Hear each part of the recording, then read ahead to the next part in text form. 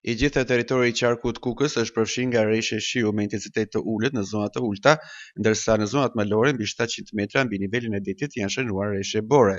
Rënja e borës ka sjellë edhe ulje të ndjeshme të temperaturave, veçanërisht në zonat e larta malore. Borha është e shfaqur edhe në segmentin e rrugës së Kombit në afërsi të tunelit të Kalimashit. Pavarësisht të kushteve atmosferike, qarkullimi i autometeve vijon normalisht, pasi deri më tani nuk janë krijuar shtresa bore në rrugë. Kompania mirëmbajtëse ka ndërhyrë me hedhjen e kripës, ndërsa mitet pastruese janë në gatishmëri për çdo përkeçësim të situatës.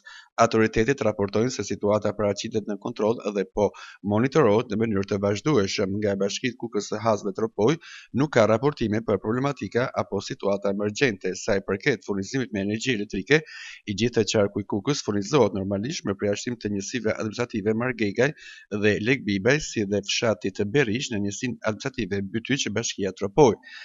Drejtuesit e mjeteve këshillojnë të lëvizin me kujdes të shtuar, veçanërisht gjatë natës dhe në orët e para të mëngjesit, për shkak të temperaturave të ulta që po mbizotrojnë në verilindjet e vendit.